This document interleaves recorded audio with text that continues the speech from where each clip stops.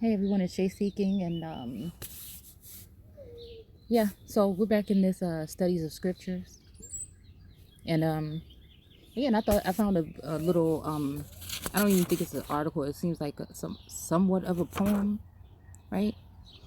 Um,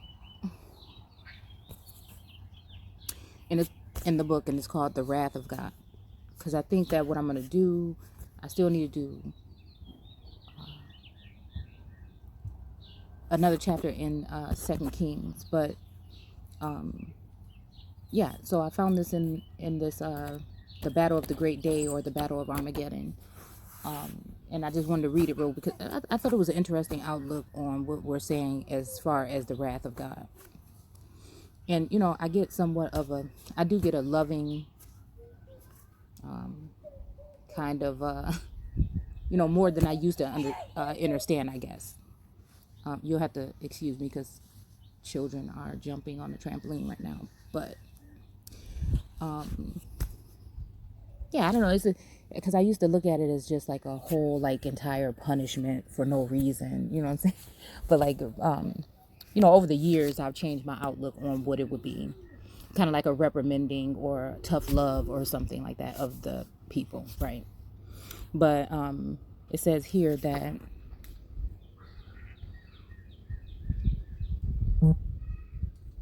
the wrath of God is love's severity in curing sin, the zeal of righteousness in overcoming wrong, the remedy of justice for the world's redress.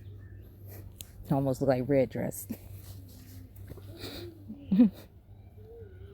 The wrath of God is punishment for sins, in measure unto all transgression due, discriminating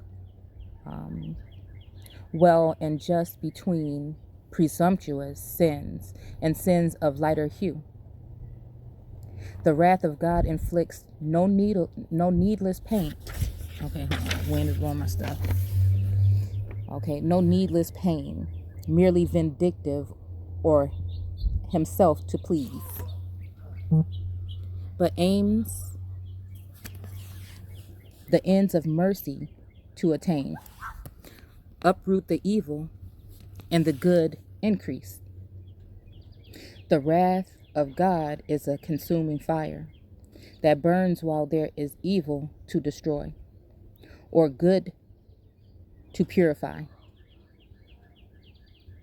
nor can expire till all things are revealed from sin's alloy. The wrath of God is love's paternal rod. The disobedient to chastise, subdue, and bend submissive to the will of God, that love may reign when all things are made new.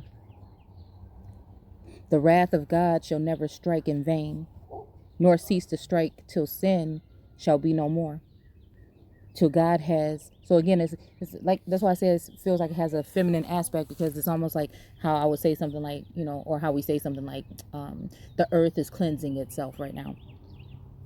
It's kind of like the same thing. And it almost took for it to come to a boiling point for, again, that divine feminine aspect that has a very somewhat of a masculine aspect that people are afraid of.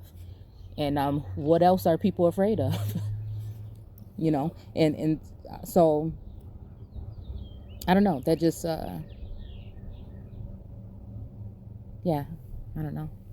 So again, I'm seeing what people are saying, like about the masculine and feminine aspect. Again, with both men being more in touch with that side and women being in touch with her masculine. Do you see what I'm saying? Okay, like a balance here, right? And so again, so like even the whole construct got to fall for us to evolve. It's those kind of things that are happening, whether we like it or not, in a allegorical, spiritual, and realistic approach. So again, not striking in vain, like, because a lot of things that can happen may challenge you may have you challenging your views and ideals. And again, we can look however we want to look. I say Elohim a lot because there is plural. There's different gods in the Bible. I mean, it's just there just is. Am I telling you that that's what it really is in real life and that's what we should know? I'm not saying that. Well, all I'm saying okay, is that the Bible clearly states that there's other gods. Okay. And so again, I look at if people are looking at themselves as little g gods and your ancestors were that, and they don't really die, then who else is here right now at this time assisting us? And I know that some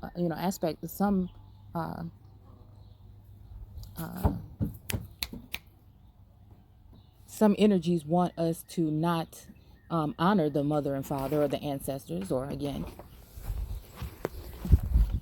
sometimes I look at it as a divine feminine and masculine aspect that we don't really get to tap into because of the way that we've been raised and things like that. Sorry, I thought the baby was going to jump out the trampoline. But I don't know, balance, order in the court. You know what I'm saying? So the other part, well, let's finish it. Okay. So again, it might feel like it's in vain, but sometimes it's just, again, how we say that we're on our spiritual journey and we're looking for ways to, do deeper work or shadow work. Whatever. Everybody has their own ways. They may not even be meaning the same thing, but you get what I'm saying. That we're all looking to be better people and provide something for our households, our community. However, we can stretch with the lifestyles that we live, stretch ourselves out to be of assistance to others in growth. So if all it is sitting here reading this to you guys because that's all I have the energy for, because I'm doing a lot of things or maybe doing nothing, you know what I'm saying?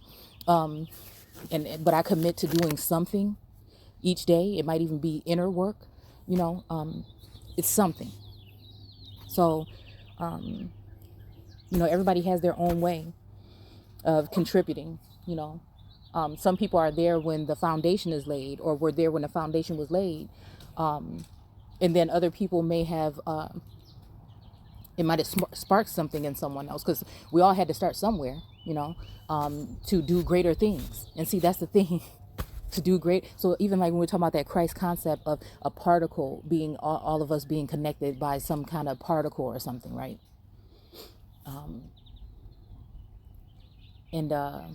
The world wants to divide us by color. And I'm pretty sure some of the gods do too. You know what I'm saying? But at the end of the day, sometimes it doesn't even really matter. It doesn't matter to me where I'm getting information from or who I can connect with.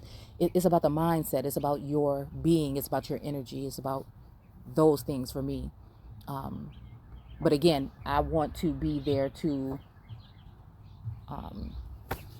be a beacon of light or something for, of course, my community first. You know what I'm saying? But in order to see how to grow and thrive on things, unfortunately, the way it is set up today, sometimes you may have to go outside of that with just like-minded people in order to, grow, You can have your own, whatever you do, whatever you do. Okay. And this is not me telling anybody, I'm just speaking, because this really made me start thinking about different things. So yeah, until sin shall be no more. So it's almost like even making me think of a cleaning or a cleansing of the cup. The mind even, the body. Certain things that's hard for me to even let go of, that I've been struggling with. That I had to hand the reins over to my youngest daughter. But again, these children ain't the same type of children we talk about. These babies here, I think, real special. And I don't mean in that kind of way.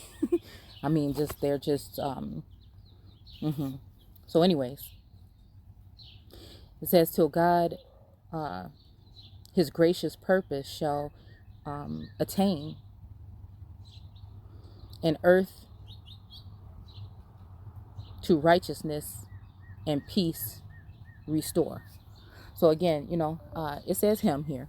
But again, like I said before, I think almost even like, the whole joining of and the marriages and the whole giants and Enoch and everything, reminds me of a time when there may be in the video when I was talking about Venus and how that image kind of looks like a chariot or somebody riding on a chariot. It's almost like the pairing together, even like when you're talking about like twin astral astral twins or celestial twins, or any kind of matchmaking. Even I was watching something last night about no, this earlier I saw like a preview of a show about some gods excuse me, that were going to be handing over their power to their children, and I only watched like a little clip of it or whatever. And I guess maybe they were seeing who would be worthy to reign in their steed or stead or whatever. So I don't know. I'm just thinking out loud. I'm just some of the challenges again that I've been going through, with coming to figure that part out. And it's not really about just like I'm God and I'm gonna do this bad thing to you. Even when it comes to the ancestors, I'm your ancestor, I'm older than you, and I'm gonna do these things to you. No, it's like they're the ones that have been there with you from day one, and they're always going to be there. And so they will be the ones that put something right in front of your face and let you know that you ain't really all that. And you got a lot of work to do. So yeah, it just gave me a different, just going through these transitioning or this transition, it just opened up my eyes to a lot of things. And I guess I'm maybe conflicted because there's a lot expected. And then also, I don't know. I think I leave myself open to nature, and then I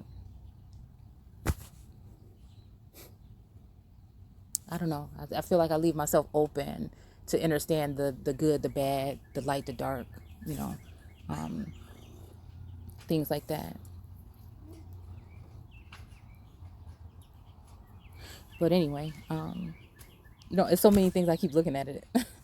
I know it's really small and it probably might not be a big thing to you guys, but I just thought that was kind of interesting. Little points in it. And a consuming fire, it's almost like that burning thing, or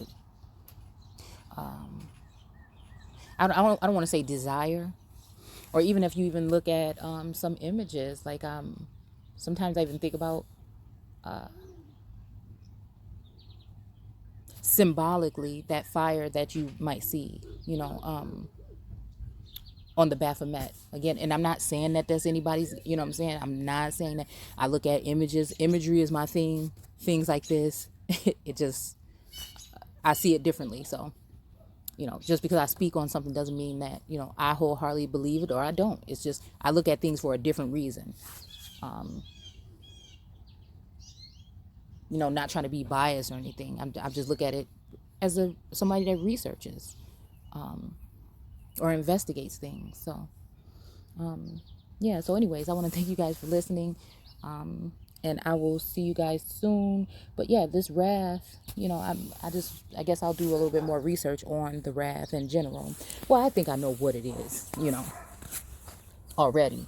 We've been going through it for, more than a year, almost 2 or whatever now.